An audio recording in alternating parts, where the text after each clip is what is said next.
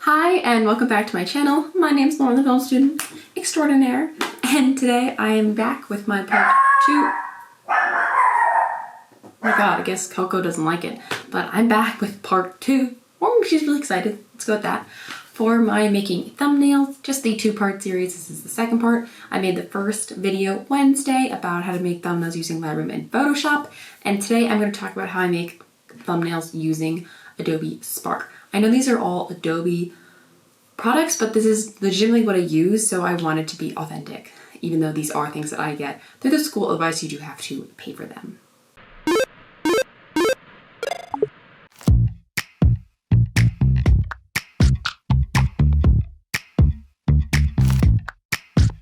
I was kissing you with my eyes open, but you said keep them closed and be in the moment.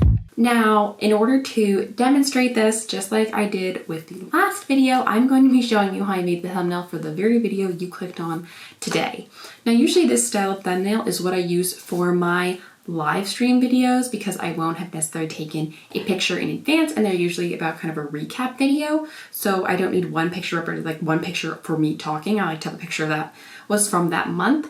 However, for this purpose, I did take a picture and I will show you what I would do with it if I was pretending that it was going to be a video that would be live streamed and show the different format. So without further ado, let's go. So basically, this is my template that I use. So I'll just open it up and show you what I use to make my stuff, and then I'll go through the pictures that I also have ready to put in. First, I just want to go through what this is. So basically on Spark, you can pick a lot of templates. So I picked this template. I didn't come up with this idea. I'm going to be transparent about that. I did add these little icons though. One is a film camera for me, and then the other one are books because I'm still in school. And then it says monthly thoughts and then the month. However, this is not going to be monthly thoughts. So what I'll say here is I'll maybe say making thumbnails, right? Because that's what this is. And then where it says May 2021, I'll say Adobe Spark. And then this is kind of tiny, so I'll probably make this a bit bigger for this purpose. Actually, it's probably a little too big. There we go. I know that big text is good, but I also still like to have things look aesthetically pleasing for me, even though we have to remember that it will be much smaller. Now, I picked the color based off what's in the photo. We don't have that yet. So I am going to stop sharing and I'm going to reshare with Adobe Lightroom. Now, these are 3 pictures I just took.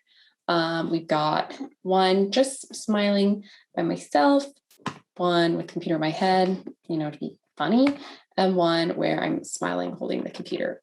Honestly, I don't love, I probably don't know if I like any of these, like a lot.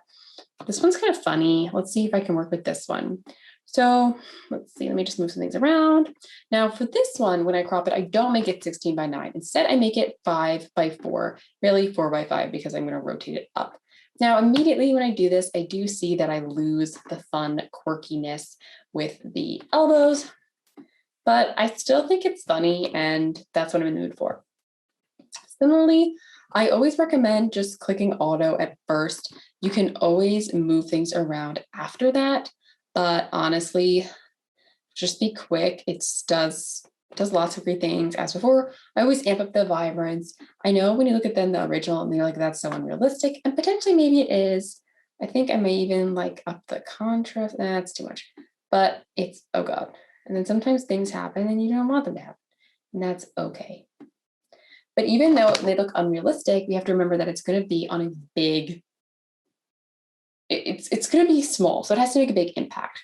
Now, I'll copy these settings and then I'll just paste them in here and in here just to see what we get. This one doesn't really look that good with this. So I might even just take that away. I think this is still the one that I like the best, even though I think I look kind of funny. Again, I always recommend JPEGs being large if you can handle with the space just for the maximum resolution. If possible, just because you never know, quality always gets downgraded. So we'd like to set ourselves up for success. Now we're going to go back to Chrome for the Spark. And now I click on the image and I'm going to say replace. Now I need to upload a new photo. It's really easy to do if you know where it is. You can really put it in any folder. As long as you can find it again later, you're going to be a-okay. And then it'll just load. Hopefully, oh, that was, I don't know what's going on with my face just then. The internet is being kind of slow, I guess. I'm going to pause, record. Oh, it's okay. Well, I'm not sure what's going on, but we're here. So this is what we have. I may actually flip the picture because now I'm facing inwards. I could like that. I think that works.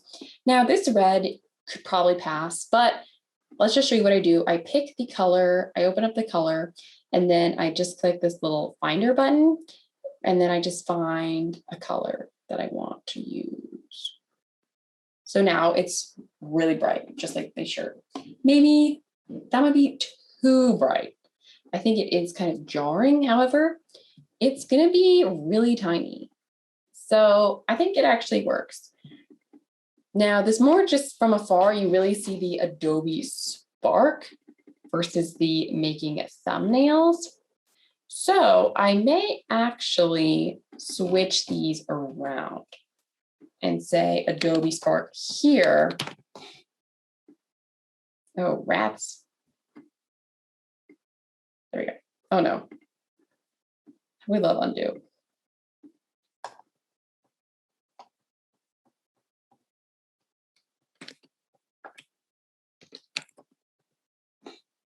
And then put the making thumbnails here.